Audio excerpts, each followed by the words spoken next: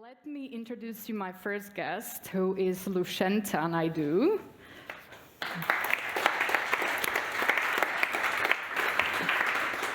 Thank you. This is actually the second time I see Lushentha, so I love that she's kissing me.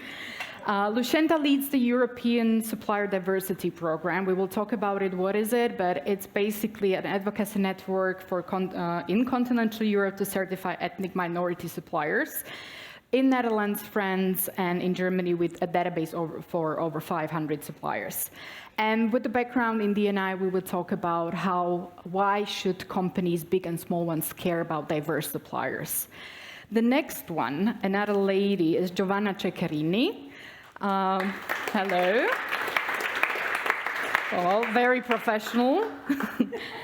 Giovanna is a knowledgeable professional in hospitality with clear focus on D&I in travel industry, and she's the General Secretary of ELTA, the European LGBTIQ+ Travel Alliance. We will talk about ELTA as well, and we will also try to explore a little bit like the huge and still untapped potential of Europe as an LGBTQI+ destination of choice. And now the gentleman in my panel, Vít, I see you there. He's operating in Austria and Czechia. Vít is a founder and product head of My Paperwork AI. Welcome to the stage. Let's give each other a hug. Yeah. Thank you. My Paper AI is trying to simplify the bureaucratic hurdles that people who are moving in Europe from country to country to solve these hurdles. And I'm especially looking into the conversation because we all know there is some kind of tech bromance happening in the world right now. And this is something that I would like to know how people of LGBTQI+ community could enter entrepreneurship. Last but not least, Roger Holzapfelbata, which is in translation wooden apple bata. I love it. Come to the stage. Hello. And Roger is is combining business hands-on experiences from hotel industry, Deutsche Eiche, and is also an academic who will tell us a little bit more insights on the LGBTQI communities in the travel industry. So those are my guests. Welcome. Thank you. Great. Lushentha, maybe I will start with you. What is ESDP? Why did you found it? Yeah, tell us the story. Well, firstly, I can't take credit for founding ESDP, okay, but I can give you the background on why I've taken on the leadership role for it. Let me just firstly explain about ESDP. So as Tina said, it's the European Supplier Diversity Program. I'm based in the Netherlands, and yes, I'm representing the Netherlands today, but I am from the most colorful country in the world, South Africa, and I'm proudly South African, and that leads to my story. So we're an advocacy group just like EGLCC, and Pavel and I, as my partner in crime and what we're doing in Europe, we have a similar attitude. It's like, nothing's impossible, we're gonna get it done. So thank you for inviting me today. We support entrepreneurs from migrant, immigrant-owned backgrounds, ethnic minority, whatever you want to call it, wherever we are, to build equity. That's what we're trying to do. I think Matt said in the panel earlier, is everyone starts in a different starting point in life. And when I share my story, you understand that, it's so important for groups like ours to help to close that gap, because not everyone has the same network, everyone has the same access to resources, and that's what we offer as an advocacy group. So I'm actually, I consider myself now a social entrepreneur, but a little bit about my background and how it led me to where I am today. So I grew up in apartheid South Africa in the 80s. I don't know how many people actually know how much about apartheid. But being born a woman of color in the 80s, by law, you're told that you're inferior. You don't have the same access. My family didn't have access to proper education, so my brother and I are the first generation to actually have tertiary education. Not because they didn't want to, it was illegal, it wasn't allowed. So from day one, my parents told me, like, you will have a choice one day, and never let anyone take your dreams away. And my dream was to see the world. I'm an adventurer. And my way out was just having education. One of the most powerful quotes is from Nelson Mandela, is education is the most powerful weapon to change the world. And I strongly believe that. And I wish everyone had the same access to education. So I worked really hard. And then, 1994 came, and Nelson, we had our first democratic election, and we were free on paper. But it still was hard work. I excelled in school. I got scholarships to university and got into an amazing graduate program with Unilever, which was a top employer, founder of EGLCC and ESDP. And from there, just doors started opening. I got to travel the world. I've lived in 7 countries in the last 12 years, and that's given me a good understanding of different cultures and tolerance. And I have to say, moving to Europe was a bit more surprising. Growing up in South Africa, I always looked at the West, like leading the way. But when it came to diversity and inclusion, equity, it was a bit of a step back, because when I actually have a background in finance and supply chain. I was a supply chain director there, leading an ARG, and with my leadership team, talking about intersectionality. And they're like, intersection what? And I was like, okay, let's take a step back. Let's do some education.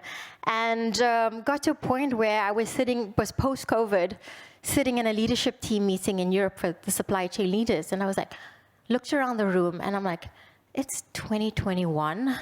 How am I the only woman of color sitting in a 140 people leadership team? And I was like, okay, I love what I do. I was comfortable in my job, but I was like, let's go try advocacy, activism for a bit. So literally, I quit my job, and I was like, I'm gonna do something in DEI. And my last week at Unilever, I walked into an ESDP event, and I was like, wow, this is diversity. It wasn't about just your different pillars, but diversity of thought, and I just left there feeling alive, and I was like, I want to be a part of this movement. So I approached the CEO at the time, and I was like, can I join you guys? And 6 months later, I was the managing director. I've been leading the organization for a year now, and the journey just keeps going. I have to say it's one of the most challenging things I've done, but the most rewarding. And the most rewarding part is the community that we've built. Because in South Africa, we have a saying, it's called Ubuntu, which means I am because we are. There's no such thing as self-made. We are here to support each other. We're stronger together. And the slogan we have for ESDP is, when everyone is included, everyone wins. So our organization is 18 months old, and there's obstacles, but by working together, Pavel, everyone else, nothing's impossible. I would have I would have 100 questions when it comes to the story. I'm a researcher, I can't get away with it.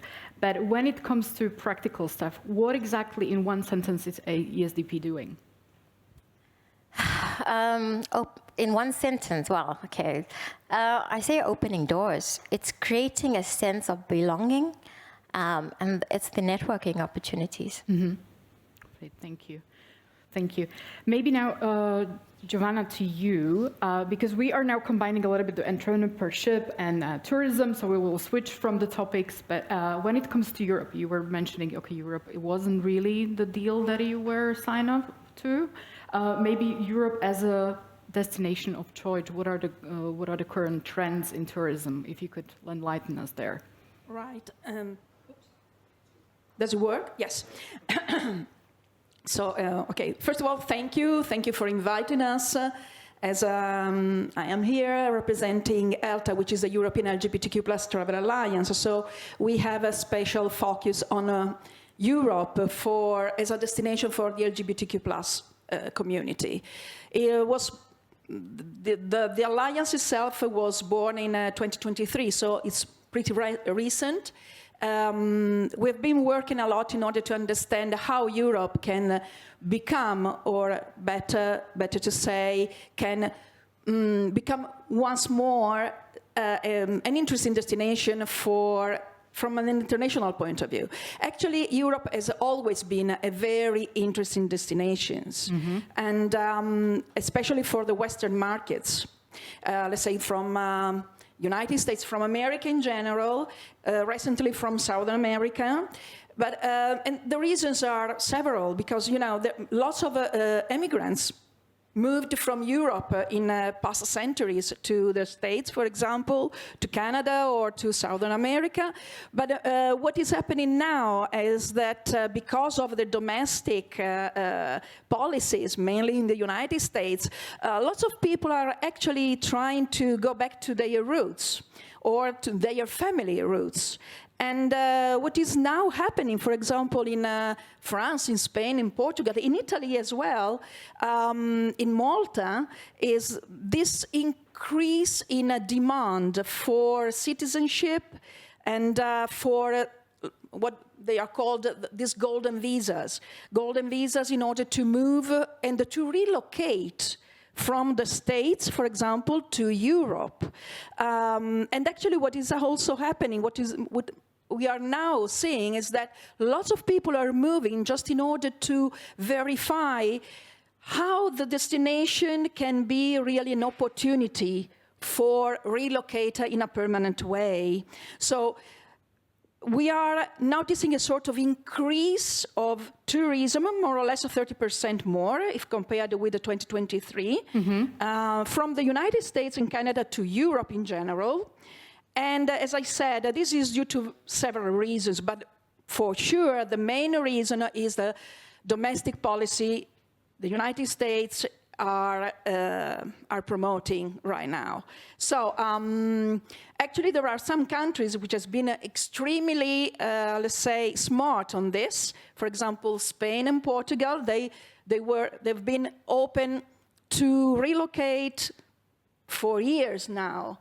But at the moment, actually, they are sort of slowing down with golden visas because of house shortage. But on the other hand, they are moving with new visas for new working opportunity.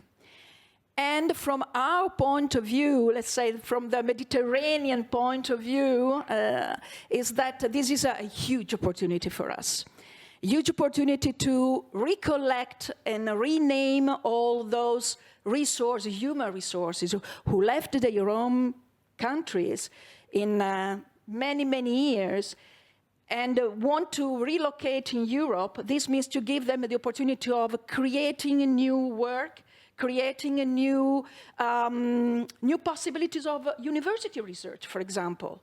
We have so many experts who left, let's say, mainly the southern part of Europe to move to other countries in order to have that, let's say, merit and acknowledgement of what they can do, which normally in southern Europe doesn't happen. Now this is taking advantage of what is happening in the northern, in Western countries, which is happening, as I said, in America. Well, we should really use this opportunity to move forward and to recall people to us in any possible way. That means to invest a lot of money. That means, that means, of course, having the opportunity of giving what they are looking for. But on the other hand, we can also play another card, which is, well, anyway, Europe is far better than the States at the moment. In many aspects. In many aspects, not every aspect, but in many aspects. Mainly, let's say, in Western Europe, let's say Spain, Portugal, and so on, Italy, Malta, for example. There is a lot of work to do in Europe as well, we know. And actually, in ELTA, what we do is trying to connect this bridge, create this bridge between the Western and Eastern concept of hospitality. As we do believe that what is happening in corporations, what is happening in private industry can be a trailblazer for policies, for public policies, for governments. So if we can speak just one little word in that direction and make the machine move, we think that not in the short time, but in the medium and long time, something very good will happen. Okay, that sounds positive. That sounds positive. In today's world. Talking about, we stay a little bit in Europe, and Liechtenstein, I love the name because it's combining the Czech culture with the Austrian one, and you operate in those countries, and you are an entrepreneur in the tech space, and that's a whole, layered topic in Europe. Could you tell us your founder story shortly? Yes. Does it work? Yeah. Thank you for to my family for the name. That's how it is. I have a question to you because I heard a lot about moving to different countries. Could you raise a hand who moved in your life to a new country where you were not born? And okay, thank you. And who enjoyed the bureaucracy connected with that? Raise your hand. Very good. So there is somebody who really likes to suffer. So My Paperwork AI is a company. We are 3 co-founders. We established it because we are trying to solve the problem when people, they don't know what they need to do when they are moving to a new country. They don't know what kind of data and information they need to submit. Oh yeah, this is actually how it looks. This is the first product which we have live for Ukrainians, 70,000 who are displaced in 70,000 who are displaced in Austria, and they are changing their status that they could also stay in if they want in Austria. So basically they only upload their information, it's customized, and basically it guides them through that. Why we do it? Because 80% of people, and you saw the audience, almost all of you moved, 80% of the people could not afford to pay for the relocation agency. They could not pay for a lawyer, because to move one person to Austria, just to give you the scale, costs approximately 3,500 euro. If you would pay to a relocation agency or to the lawyer. We are offering it for the fraction of the price, basically for 200 euro. So this is why we decided, 3 of us, and 2 of us, our co-founders, are from the LGBTIQ plus community, because we wanted to really change the way how people are moving within Europe and to Europe. Just to give you one number, 5.7 million people every year are moving, so small or mid-sized country, are moving to Europe or European Union to be precise, every year. Just give you the scale of that. Another thing is, if they move, I speak German, but still, if I would go to Magistrat, so I'm not sure about some terms, and it's a little bit uncertain. So still, I need to deal with administration, even I live in Austria. And to have a tool which is helping me to decrease this uncertainty, that's why we established this company. Yes, this is the journey. We started 1 year ago. We are early stage, raising funds, so join us if you want to help us. We have a lead investor, so if somebody wants to follow in the round, so feel free. So this is the story of the company. Yeah? We want to change the way how people move. Thank you. Thank you for explaining it. And to maybe wrap up the founder story and your backgrounds, what is your story? Why are you working at Deutsche Eiche? I heard it's a legendary hotel, never heard of before, so tell us why it's legendary. Okay, fair enough. So the Deutsche Eiche, the name means German oak. It sounds very traditional, but it's exactly the opposite of that. It's a living testimony to the fact that diversity works. I also wouldn't take credit for the founding of the Deutsche Eiche, because it has existed since 1864, so it's older than United Germany. And it has been a center, a melting pot, and a center for diversity and for alternative lifestyles ever since. And this kind of orientation has attracted a lot of celebrities and also gay icons to the Deutsche Eiche, whom we've hosted. For example, Freddie Mercury would live at the Deutsche Eiche, Donna Summer, Robert De Niro, David Bowie, Pink, Dua Lipa, Jean-Paul Gaultier. So we're really a center for diversity. And it's also probably the most multifaceted gay-owned and gay-operated hospitality providers, not only in Germany, but probably in all of Central Europe, with several hundred thousands of visitors each year. be that on our trendy rooftop terrace or at our boutique hotel, or also on city tours, which stop exactly because of its history at the Deutsche Eiche. They even do tours at the gay sauna, which is funny, but not during the hours of operation. If you're interested, there's a video on YouTube, you can check it out. And also we have one of the largest, like I said, gay bathhouses in all of Central Europe. We have huge street festivals also with the diversity theme. So it's very complex and multifaceted, and that's why it's legendary. It's in Munich, everyone knows the Deutsche Eiche, even outside of the LGBTQ plus sphere. Mm-hmm. But I think internationally it's also pretty well known. And having been the manager there for the past 12 years, I've always been interested in how the gay village is developing, and that's why I'm also representing, as you can see, the University of Gloucestershire. I think Matt said he's the only Brit here. That may be, but I'm a British student at least. Yeah, and I chose this sentence. I prefer to be the pioneer than the one who's being hunted down. First of all, because we were asked to be very optimistic and upbeat for the end of the session.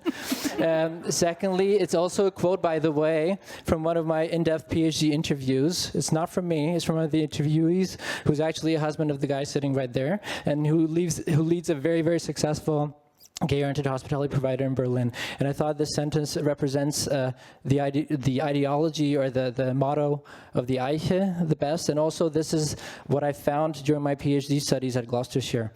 How the gay village actually develops really depends on the entrepreneur and the personality of the entrepreneur. But I think we're going to get to that later. Yeah, definitely, hopefully. I love this panel for one thing, because this is something that I was also bothering the men. And it's intersectional. We are talking about ethnicity, we are talking about gay rights, we are talking about LGBTQ rights in the whole spectrum. Lushentha, back to you, because when I'm thinking about ESDP, I am thinking about sometimes, and sorry to the people who were in the corporate panel, but I work for corporates as a freelancer, and sometimes you are dealing with procurement people, and they have the list, they have so much to do, they have their checklist. Why should such a buyer even care for diverse? I mean, we know, probably, but what are the arguments if you could get into this expertise? And this is where I'll share my corporate experience with you. And yes, I hate the red tape. There'll be some advice for the corporates in the room. But when I was at Unilever, we worked with such big suppliers. And corporates we also want to innovate. And this is where we would look to small and diverse suppliers to come with solutions. Because that's what the power of diversity is.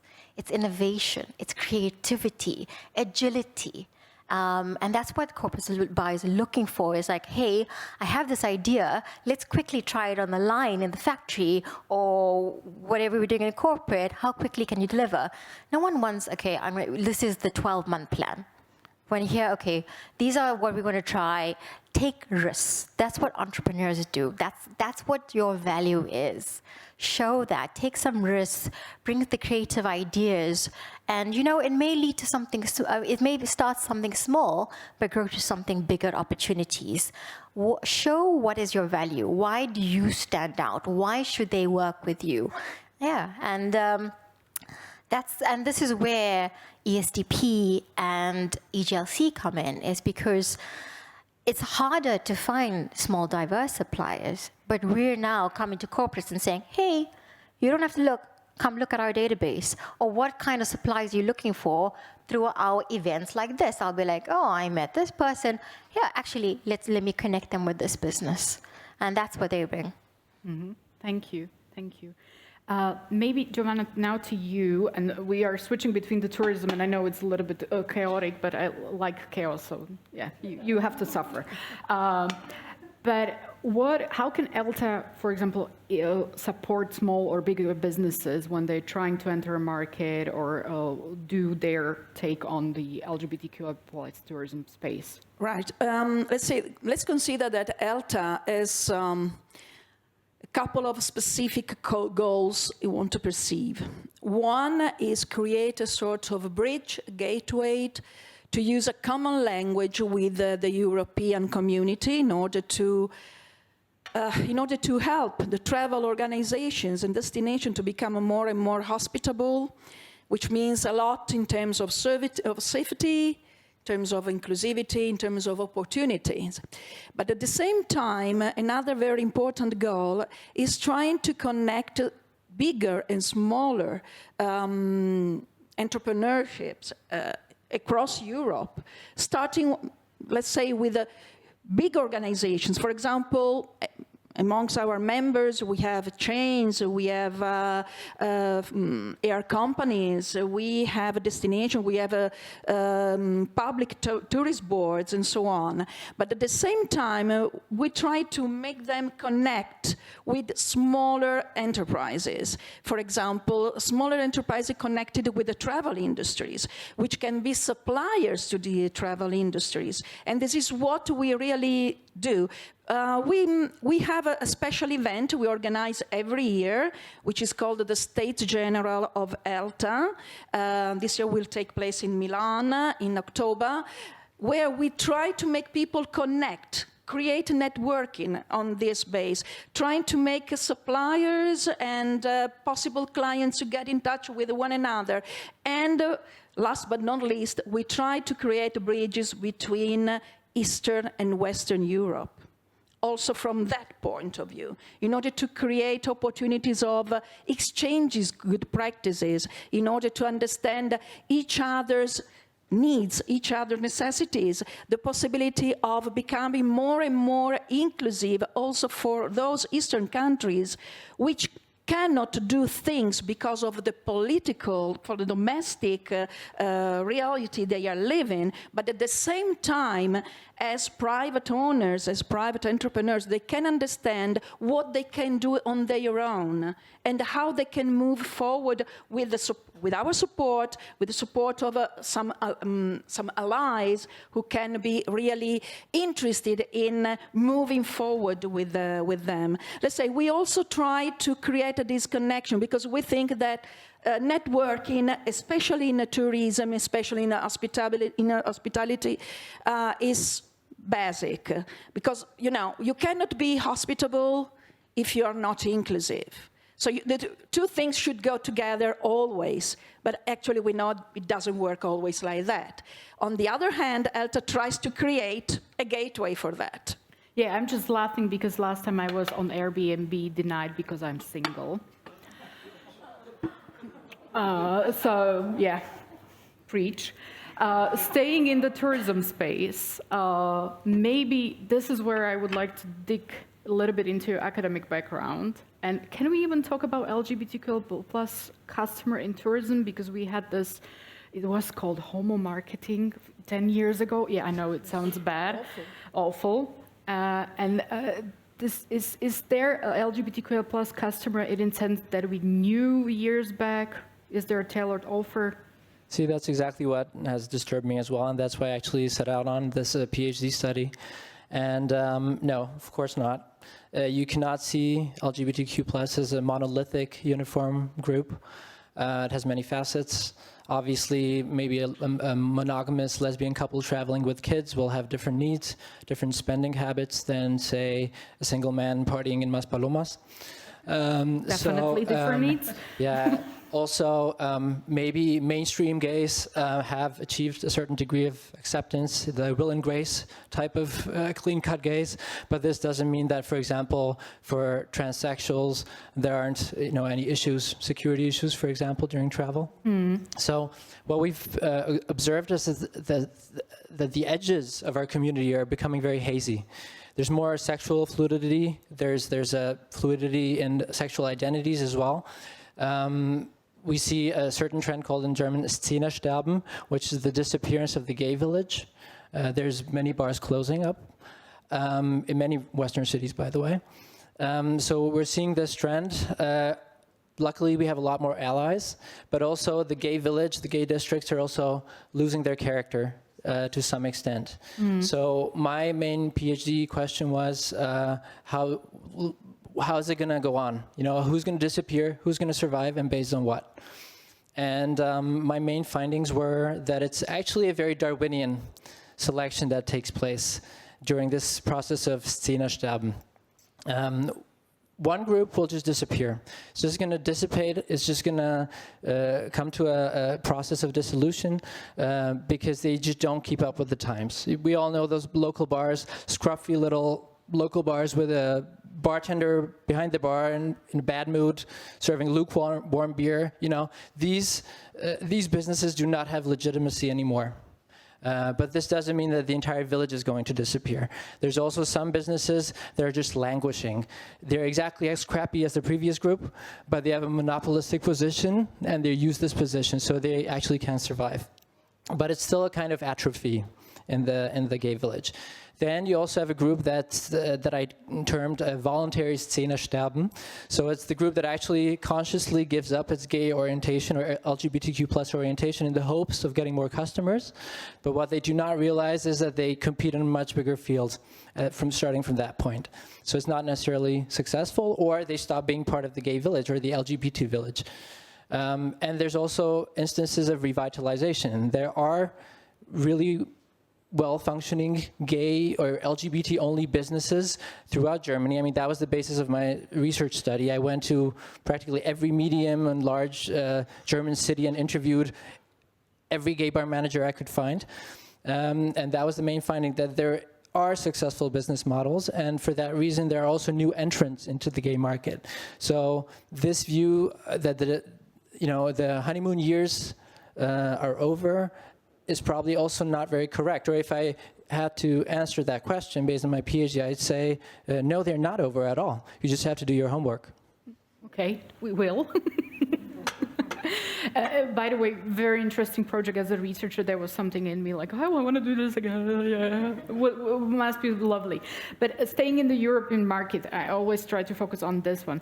Vít, when it comes to the European market and the tech industry, and I'm saying it as a product manager who is scared on my own, right? There is China, there is US with all the programs in AI. We are not exactly at speed with them. And on the other side, our environment, especially in Western Europe, is still very free for entrepreneurship. Some laws are adjusting. What would you say are the opportunities now for entrepreneurs in the tech space from the community? I would not entirely agree. Okay, that we are I love to disagree. That we are lacking behind, because I think we are in Europe having amazing companies. We are just harsh very often on ourselves, and we are not talking about it. So without the community, so I am wearing Aura Ring, right, from Finland, and it's assembled in Estonia.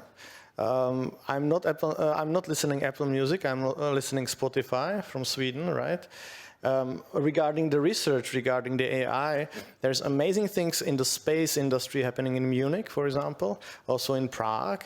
There are very successful companies in Romania. So what I'm saying is we should speak a little bit more about the European successes, what we are really doing great, and not everything is only amazing in the US and in China, especially with the question, what is happening with the data when they are saved somewhere else, let's say in China.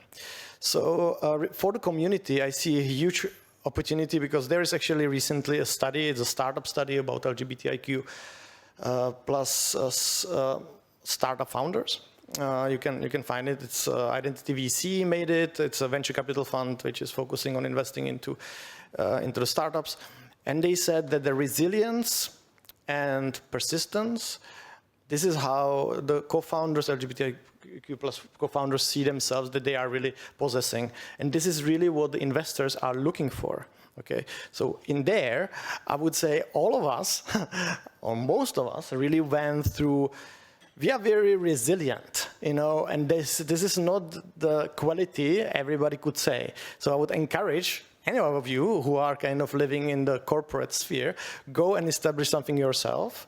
I went through this, and I must say that moving from Volkswagen Group to move to having my own company really taught me last 5 years amazing things. So I would be really encouraging you, have it inside of you, and go and create something. And you are European, you can do it, because there is a lot of potential.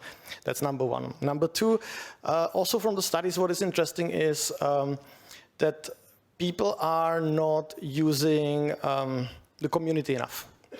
So only 14%, at least from the study, are saying that they are using the network enough within Europe. And this is something I'm also here, and I don't see enough examples, enough mentors from the community. This is something what I would like to also encourage you and anybody who's watching. They should be openly what they are doing if they are in the business, entrepreneurship, to be concrete, because they should be the mentors and help the others within the community. Okay, there is not enough of examples. I just went to Perplexity. I asked, give me 5 examples from the community successful European managers. They are not. Then I needed to Google and I found them, but they are not open enough. So I would be encouraging, use the networks and basically learn the youngsters, or not the youngsters, but the young in mind who could be 50, 60 years old, but they are young in mind to try new things. So this is what I would say Europe has a huge, not only potential, but it's already happening. We just don't talk about it. We are really, really good. We are good, really.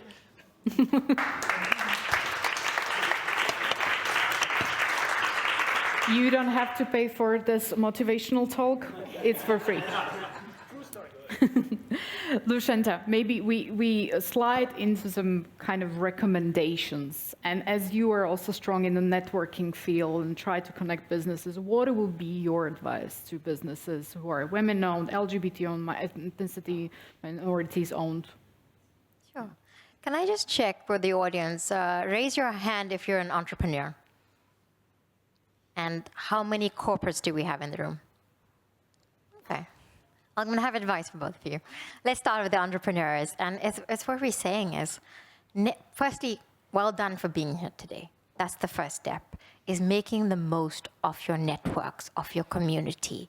That is reducing a big barrier already, because it's all these little conversations that you're having during the coffee breaks that will lead to something eventually.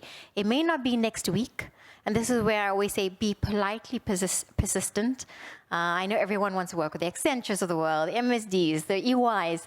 They may not have something for you next week, but next time you see Bettina, be like, oh, remember me? We met here, and the conversation keeps going. And in like maybe in 6 months' time, and she's like, oh yeah, I remember you. I have something, a great opportunity for you. Let's have a discussion. So yeah,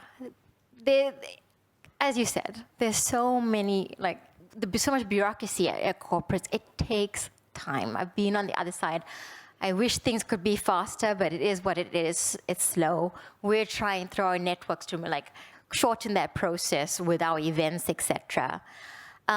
Invest in yourself. I'm always find it very flabbergasted when people oh, we have pitching events, and they're like, oh, sorry, we're too busy for this. You're throwing away opportunities. Invest your time in these, whether it's EJLCC, ASDP, we connect. Join the networks that's available out there. We collaborate as well with our joint conferences.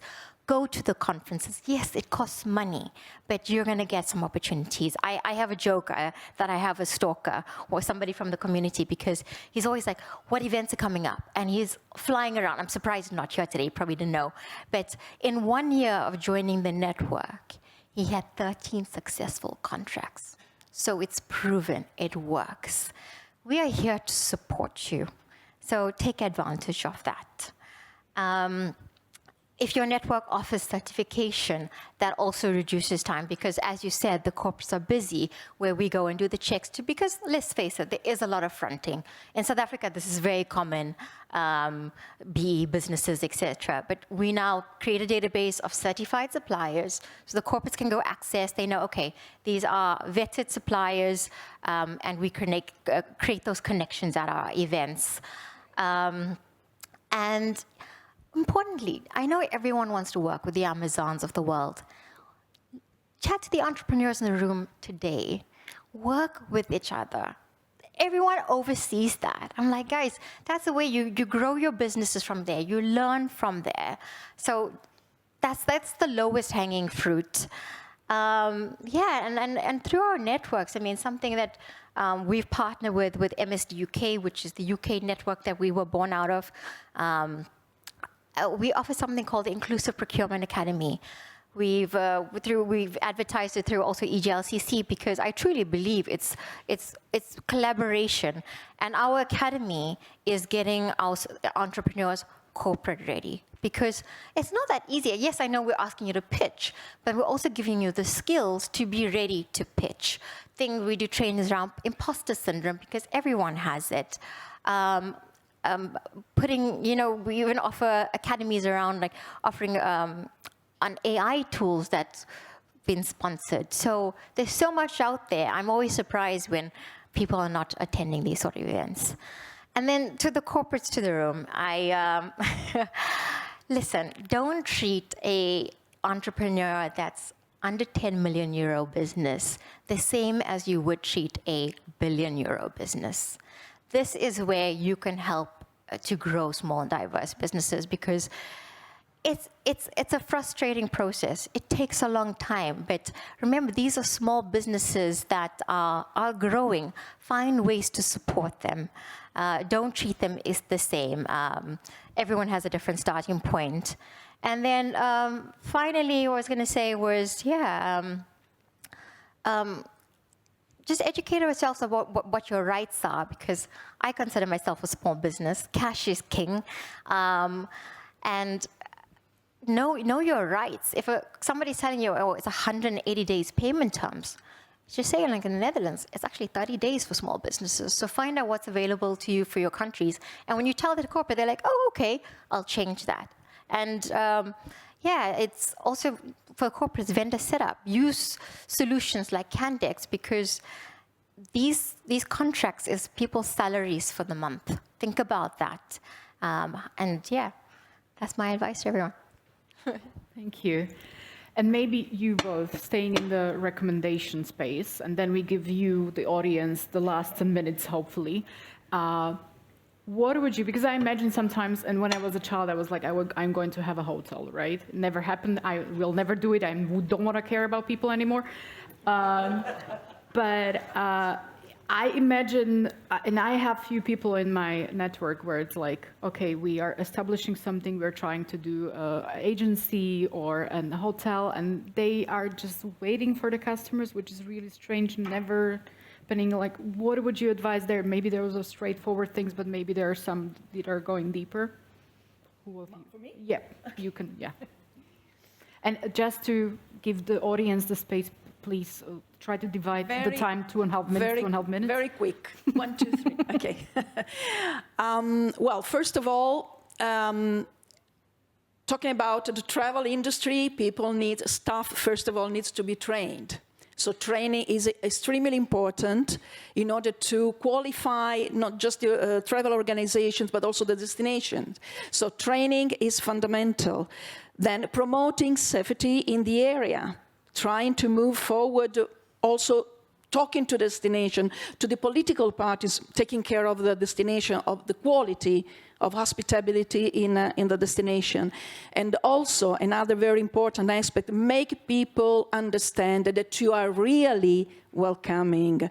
Try to move forward on this path. Do things. Actually advocate for your ideals, advocate for what you want your company to be identified with. So try to demonstrate. Don't stay back. It's just because you think, well, if I talk about gay tourism, then I will lose the mainstream. It is completely false. That is completely false. Even because just have a look to Pride. Pride is not just for the gay community, it's for everybody thinking that freedom and the good ideals and the good things to happen must happen.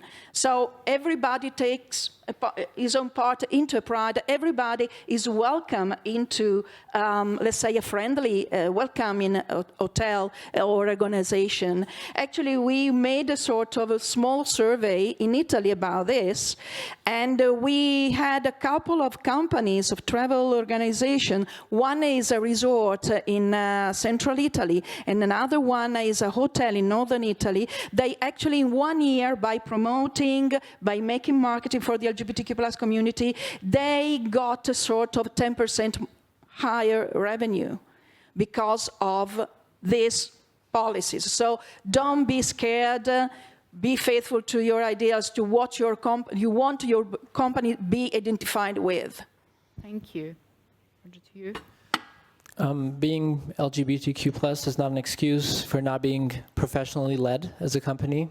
So know your business model, know who your customers are, know where the limits of your market segment are, do your research, secure financing over Raiffeisenbank. Do your This wasn't paid also. No, actually no, but now I want some money out. Do your networking, for sure. Be politically active. Be provocative if need be. And don't just be an entrepreneur, be a pioneer, and then the honeymoon years are not over. Thank you. Thank you. So now to you, dear audience, and I'm not going to tell you what you have to ask or how you should be asking. I don't like those type of moderators, but I like you to make a small distinction, because there is a break coming after the awards, there are drinks. So if you have a comment, say it's a comment, and then the guest who is directed to can talk to you after. If you have a question, make it a clear one and preferably a short one. It's always very much appreciated. Anybody out there who wants to ask anything, our guests, or comment on something? There's this gentleman. Yeah. Thank you. Hi, I'm George. I always go with the best predictions. Actually, this comes from an American perspective, as you can hear in my voice. And it's sort of two parts. One is about suppliers, and I know that from this whole Trump anti-DEI movement, a lot of European suppliers of American companies have been targeted and sent letters, saying that you have to vow that you don't have a DEI program in your company. I'm curious if anyone's from the team has heard about this, I guess more towards Lushentha. And then I know, Giovanna, you were talking about these opportunities coming out of this, and I know I have many friends who are also getting their European citizenships in order and golden passports, etc. But I'm curious to hear of other opportunities sort of beyond the sort of obvious that people are thinking about in this, from this sort of shift in the world at the moment. Yeah. Yes, it's true. The embassies did send out letters to their suppliers saying, if you want to continue working with us, that you need to cut your DI policies. And some have said yes, and some have said no. And the ones that have said no, have said yes, we've actually seen some backfire. Example for Transport for London, the mayor, Sadiq Khan, said, well, if you want to work with us, you have to have a DEI policy. And that's what I'm saying to everyone else out there is like, yes, there's bullies out there, but let's stand our ground in Europe, because I think there's a silver lining here, because someone said it earlier in one of the panels, everyone looked at the US to lead the way in this. And now we're saying just because they dropped it doesn't mean it needs to be dropped here. I look at European companies, or even just even their American companies, European-based, is let's stand our ground and stick to our values and keep driving what we believe in. You were talking about other opportunities for possible relocation. What we are seeing, say, always talking about a travel point of view, a tourism point of view. There is a sort of particular importance, particular focus on academic life. That is a very, this is a very important aspect for relocating people from the USA who want to travel towards Europe. So let's say that everything is concerned with the research, with the academic in general, so universities, and also every possible digital industry seems to be quite attractive. So these are the two main, the two main fields we are seeing as possible opportunities for people relocating. Okay, so I would also add to this, it's not only about golden visa. There are many different opportunities for highly qualified workers, for example, for the experts from the academia, as you said, Joanna. Like what I could offer you just text me and I could direct you the way. However, what we also see for Europe, for example, they are attracting, for example, people from Brazil for hospitality. They are attracting people from in Austria. It's from Philippines for take care of the elderly people, for example. So there are many programs other than only the golden visa, I must say, and all the governments are tackling this because simply companies need workers because they are not. So if you are considering to join us in Europe, which is great, you are already in Europe, but if you want to move, so you can always text me. We were just talking, networking live, thank you for this. And we were just talking in the break with Roger and Giovanna that Brexit was counted in a report, and somebody was trying to analyze how Brexit went for the UK. And actually the consequences are not so bad because of the immigration, not from Europe, but immigration from Asia. That is compensating the UK's economy. So again, the answer is also there. Immigration is always a good idea when it comes to work. Anybody else maybe with questions? There is Jens. And yeah, I see you. Thank you. So this is a question for you, Lushentha. So it's there is this supply chain law or act coming up. I think should have been enforced already in 2020 or so. Which I think requires companies to report on human rights and environmental issues and so forth. And what do you think is the future of this law? Because it hasn't been enforced, I think, so far.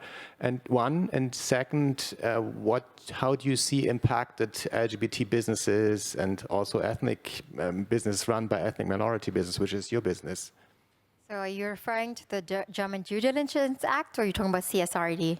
No, the first one. Okay. That was specific for Germany, and yeah, it was enforced based on turnover, and I can talk about my experience because I was the one responsible for that at Unilever, and we took it very seriously, and just making sure that the Human Rights Act was for all our suppliers had to sign that.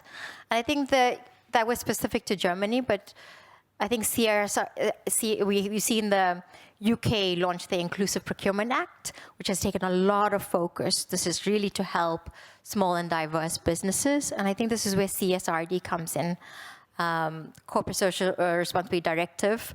And this is where the corporates are more focused. It's more mandatory, it's EU. And we are focusing on the social piece of that. This is where the LGBTQI, ethnic minorities fall in. And at our pitches last week in Paris, I was also telling our entrepreneurs, is also when you pitch, talk about the social value that you're adding. And it also then, I had so many corporates so excited after they were like, we want to work with these businesses. So that's my advice to entrepreneurs is talk about the impact you're having on communities. It's your plus there. And I think that we, as ESDP, we educate our entrepreneurs, we're also educating our corporates, and we just did a session on UK Inclusive Procurement Act, but also CSRD, because not everyone has access to this information. So fingers crossed, this take two is more successful. May I add one? Jens, sorry, there was somebody else with a question. I'm watching the time, and I'm very strict.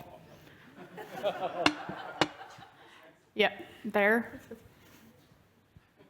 Hey, it's Mira. I just said, I think it's for Roger, because I found it interesting, this Szenesterben, this sort of like dying of the gay district and stuff like that. And I have a lot of friends from the community or allies who, when they are traveling or when they are trying to go somewhere, they just go the cheapest or something, what is on booking. So if you think that even the community or the allies who want to achieve change should as well consider when they purchase something, when they go something, where they go traveling, when it's in the travel business, that they should consider have this sort of like a moral compass even when they make their consumption decisions. And from the other perspective, if you see it as something for a business, for LGBT entrepreneurs, as an advantage to communicate it this way to the community or to the allies. That's referred to in the literature as homonormative patriotism. So supporting your local businesses. You know, I've heard so much of that, people just complaining, okay, this bar has closed, there's nothing to do, but they don't really spend money on their businesses. And one thing I'd like to add is also it's very, like my findings were very place contingent. 50 kilometers away, your biggest problem is not Sinnestab, not that, okay, there aren't that many places to go out to. It's just you have a huge political threat. So I have to, another German term besides Sinnestab is Meckern auf hohem Niveau. So complaining at a very high level. You know, here in Western Europe, we have it pretty good compared to countries like Hungary or even Slovakia. So yes, it would be really nice, of course, if locals supported businesses. But just going back to my findings, if it's a crappy business, why would you go there? It's our responsibility to make it attractive. Demand is there. You just have to have the right offering. So it might sound a little strict, but that's the economic reality. Thank you. And my OCD is fulfilled because we are on time. Thank you.